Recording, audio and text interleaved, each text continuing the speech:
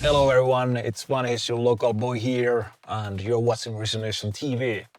UK trance artist Don Cooper is coming to Finland very first time, and he is headlining our next Resonation event. And of course we wanted to ask him some really deep questions about his career, about his sound, where he's getting from his inspiration, and how he sees today's trance scene. Anyway, without further ado, let's dive those questions. How has your relationship with trance music evolved over the years, and what does the genre personally mean to you today? When I started DJing, I actually started DJing UK garage, a bit of drum and bass, a bit of house. Got into trance around 18 years old and just fell in love with the genre. It was the unity, the love in the room, the feeling the melodies gave me, and the driving bass lines. And that is still testament today. It's still what I feel for trance music today. It's that feeling of togetherness that brings people together. Any trance event that I ever go to, I still feel that feeling of unity. Many artists talk about capturing emotion through sound. What emotions or experiences do you aim to translate into your tracks? It's a tough one. I think for me, I like to translate energy. Energy of the track, energy of the bass lines, energy of the sub, the kick, the drum loops, the drums, everything coming through. It's all about energy for me, keeping people, making them feel alive. However, the melodies and how I structure the track generally depends on how I feel on the day when I get into the studio. I can be inspired by anything differently across daily life, that suddenly I'll have an idea and I'll write it down a notebook in my phone. My wife always knows when I've got an idea because the phone comes out and I'm suddenly scribbling down some idea of something that I want to translate or put into a track. So yeah, it's all about energy, but then the other elements, the emotional parts of it, come from different influences and inspirations from daily life. Trance has always been about unity and emotion. Do you feel the current scene still reflects that original spirit?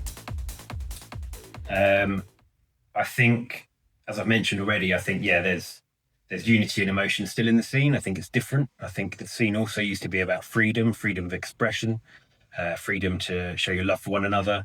And I think the big change in what's happened since that started with mobile phones.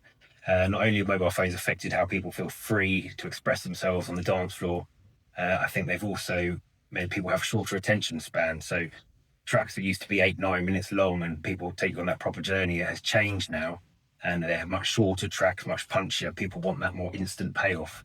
But I think there's still that unity and togetherness. I still think you feel that on the dance floor, and you feel that from the trance ravers when they're having a great time, and that vibe between DJ and audience, I think, is still there, and that unity is definitely still there.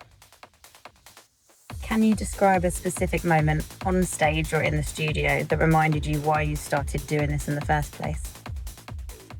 I thought about this question and I was going to say a couple of bits about, I think I was playing a boat party on the seas of Thailand for Unconscious Festival last year, and I think I'm so privileged to do this. This is amazing. This is absolute peak life goals.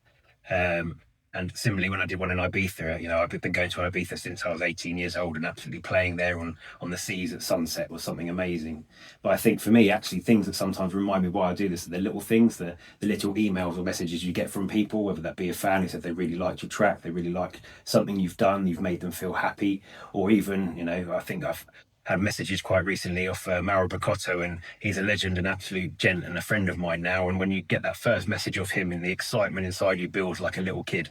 And it's those kind of moments when you're making a track and you get that sort of, that feedback from people, whether it be a fan or whether it be a legend like Mauro, that, remind you why you do it.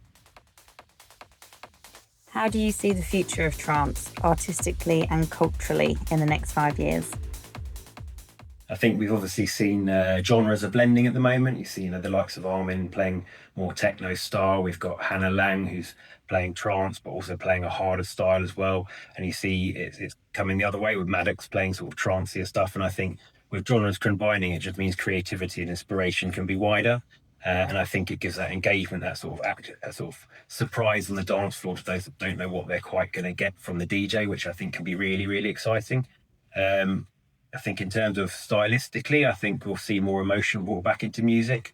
I think there's only so much time that it can take for people to get excited about these big drops, but I think emotion will come back and it'll be still energetic, still techie, but there'll be that sort of uplifting element to it. And that's actually something I'm trying to strive with my own sound as well.